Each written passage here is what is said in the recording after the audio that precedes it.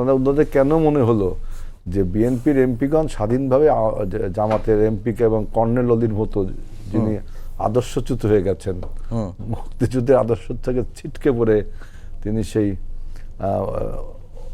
বিরোধী শক্তির সাথে তাদের বাংলাদেশের এমপিরা, আমার তো মনে করি আপনার এনসিপি সব ভোট কর্নেল অলি পাবেন না।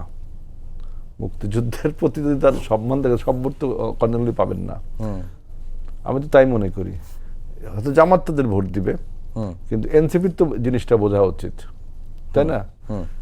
যে একজন মুক্তিযোদ্ধা তিনি টার্ন ইনটু এ রাজাকার,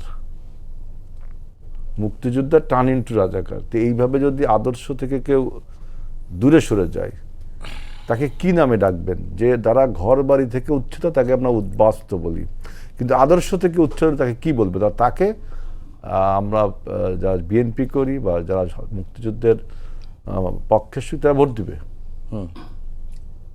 এটা একটা উনি একটা পলিটিক্যাল রেটরিকও বলবো না, এটা একটা আন্দাজে কথা বললেন ওনারা।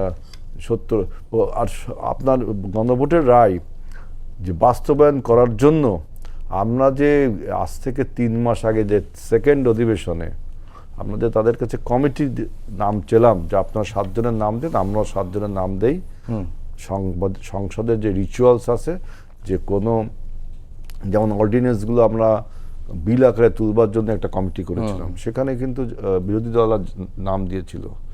জামাত 4টা সিট পেয়েছিল, তারা 4টায় নিজেদের নাম দিয়েছিল, এনসিপিকে সেখানে স্থান দিইনি। এবার আমরা বললাম যে 7টা আর আমাদের 7টা, কিন্তু তারা নাম দিচ্ছে না। তার মানে গণভোটের রায়টা তারা আসলে বাস্তবায়ন না করে তাদের রাজনৈতিক একটা উইপনে পরিণত করতে চাচ্ছে।